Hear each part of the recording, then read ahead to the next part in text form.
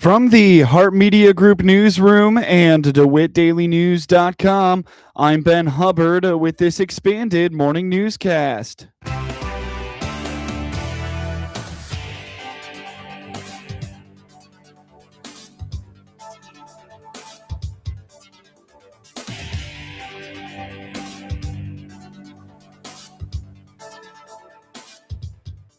Good morning and thanks for being with us. I'm your host today, Ben Hubbard.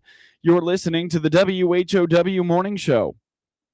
The city of Clinton is hoping its partners across the street will support its efforts for a nice fireworks display for the 4th of July.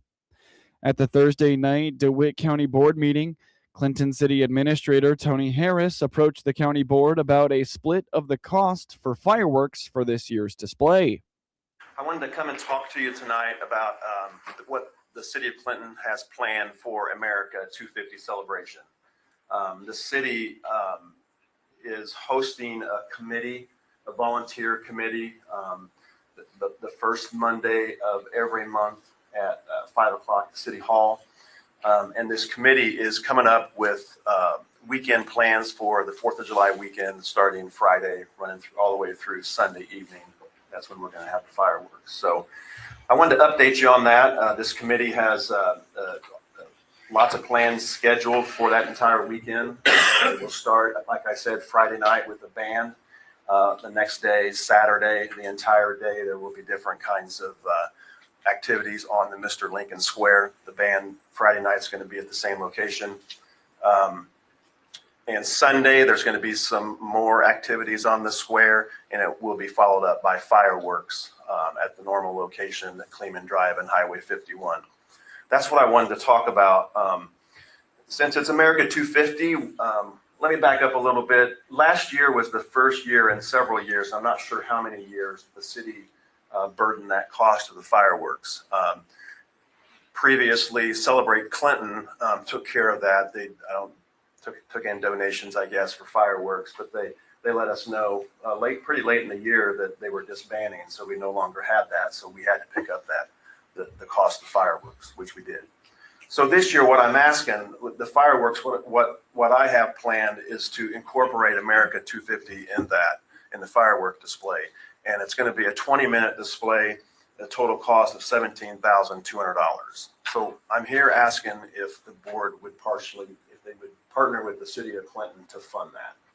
The county would likely look to draw funds for any contribution from its economic development funds, which many may remember is funded thanks to the sale of the Clinton Lake Marina.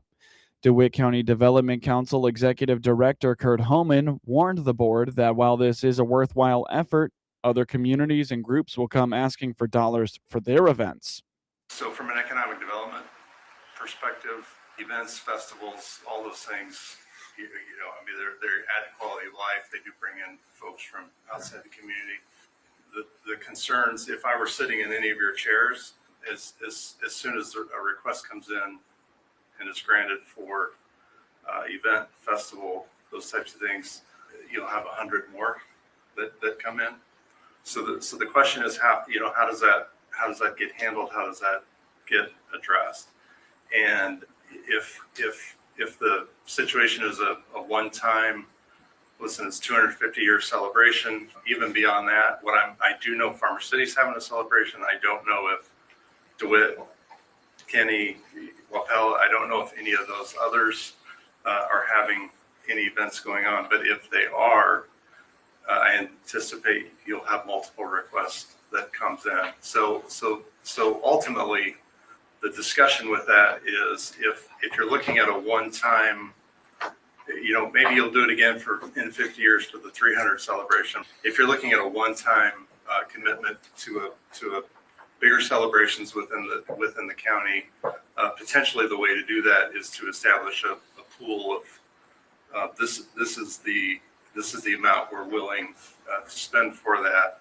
We could set up a subcommittee, whether it's through DCDC partnership with county board or some other individuals that then would ask for a time commitment of applications, and then it ultimately is dispersed based on a total dollar amount that the county board commits. If going down in the future, if that's an annual event, whether it's fireworks or other festivals or other events, that maybe we might want to address that slightly differently if it's something that's included in the budget. But certainly festivals, events, parades, all those things are certainly a valuable asset to the county and the communities and those types of things, and would bring in some outside visitors. The trick that I would caution you on, of course, is once you open that door, it's hard to close. So if just be very aware of how you do that. And again, I think this is a very worthwhile situation, and maybe a great way to handle it is to appropriate X amount of dollars and then allow those either through DCDC or some other sub organization to distribute those, so that you're not getting those requests unless you want them. So, but I promise you, multiple requests will come. The board discussed sending the proposal to the Finance Committee for further consideration. Board members floated ideas from creating a general fund for any support of the 250th celebrations to a request for funding. The county board decided they would send the issue to the county's Finance Committee to sort through. Get news anytime at DeWittDailyNews.com. Hey, it's Shane from Highway 51 Exchange, your mower and equipment service pros just south of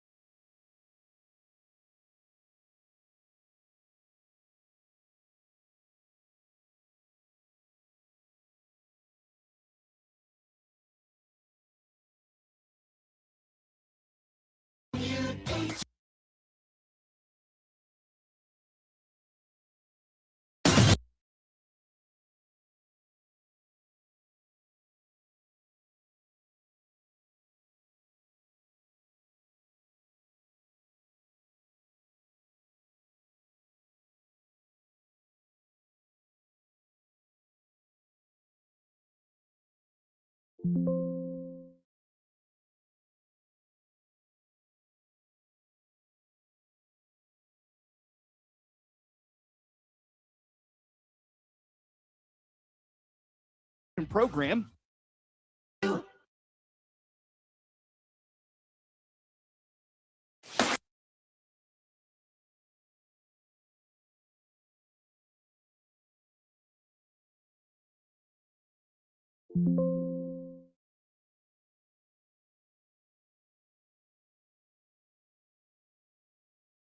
By a final score of 59-44 in the El Paso Gridley Regional Championship on Thursday night in El Paso. The Lady Pioneers came out hot while Clinton fell flat. The score was 15-3 in favor of U-High after the first quarter, with Lila Kluver scoring the only bucket for the Lady Maroons through the first 8 minutes, which was a 3 from the right wing. At the half, Clinton trailed 31-11. Clinton made adjustments at the half and sped up the pace of the game in the third to make a comeback effort. They outscored the Lady Pioneers 19-10 in the quarter, highlighted by Clara Dempsey's 12 Q3 points. Clara Dempsey, Delaney Dempsey, and Avery Smith all fouled out of the game as the Maroons tried to force possession through fouling. Dempsey paced the Maroons with 16 points in total, all in the second half. Carly Anderson added 14, including a pair of buckets from distance, to snap a personal drought through the game. Lila Kluver added 10 points. Haley Hoffman and Mackenzie Mateka both scored 16 points for the Lady Pioneers. Evelyn Seifert had 11 points. Clinton wraps up its historic season by tying the program win record at 28 wins and 5 losses. They won 24 consecutive games before Thursday night. Normal U-High improves to 18-14 and will take on Hamilton in the sectional semifinal on Tuesday in Macomb. Tune in to the next Clinton Maroon sports broadcast as the boys make their 2026 postseason debut at home against Marshall. Tip-off is at 6:30 p.m. on Monday, and you can hear all the action on WHOW and all its digital platforms. In girls basketball, regional championship scores from Thursday night. In Class 1A, D-Mac, who is seeded as number 1, beat number 4 Gibson City Melvin Sibley 57-44. Number 2, Shiloh, took down 4th seeded Tuscola 49-46. Top seeded Mount Pulaski beat number 5 Stewardson Strasburg 50-27.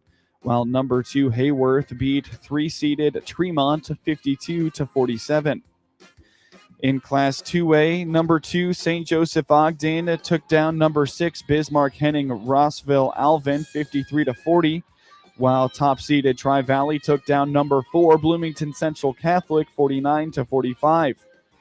First-ranked Hamilton beat number 4 Eureka 66-48, while the 4th-seeded Effingham fell to number 3 Paris 55-41. Number 1 Pleasant Plains dominated number 5 Waverly 56-11. In Class 3A, number 5 Bloomington High School upset number 1 Normal West 44-39, while number 3 Lincoln took down Mount Zion, seated at number 2 50-39.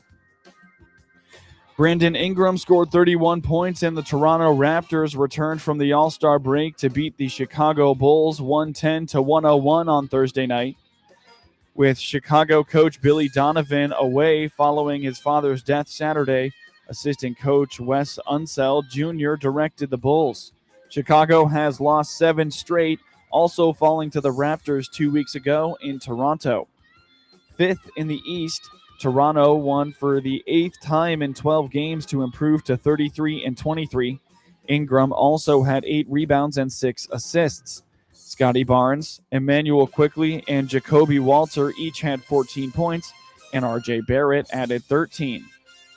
After Anferny Simons hit a three-pointer to cap a 7-0 run and pull Chicago to 103-101 with 2 minutes and 12 seconds left, Colin Murray Boyles had a three-point play with 1 minute and 18 seconds remaining, and Ingram hit a 17-footer with 36 seconds to go, making it 108-101.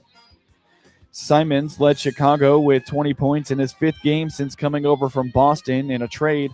Isaac Okoro added 16.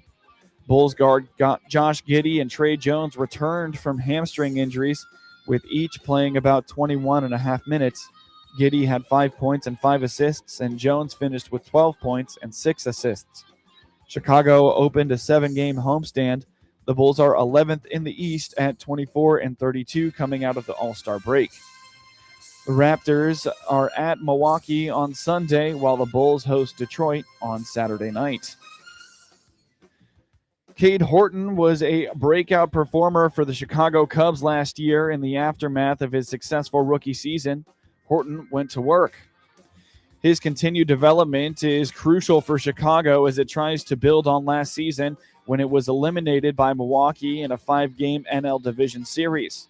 The Cubs acquired Edward Cabrera in a January trade with Miami and re-signed Shoto Imanaga with a $22,025,000 qualifying offer, but Horton just might be the ace of their deep rotation.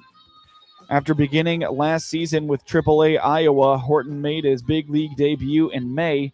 The 24-year-old right-hander quickly became one of Chicago's most reliable starters, going 11-4 with a 2.67 ERA. He had a scoreless streak of 28 1/3 innings from July 9th to August 13th. Health was a big key for Horton after the previous 2 seasons were cut short by injuries. He made 9 minor league starts in 2024 before he was sidelined by a right lat strain.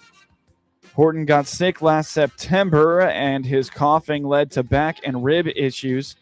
He pitched 3 innings in his last start against the New York Mets, then departed because of back tightness. He was diagnosed with a right rib fracture. Horton tried to pitch with the injury, but it was too much to overcome. He was almost ready to return when the Cubs were bounced by the Brewers.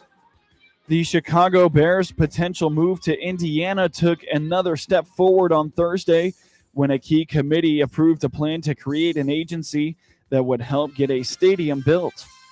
The Indiana House of Representatives Ways and Means Committee passed a bill establishing a Northwest Indiana Stadium Authority to finance, construct, and lease a stadium by a 24-0 margin. The Bears are looking at a tract of land near Wolf Lake in Hampton.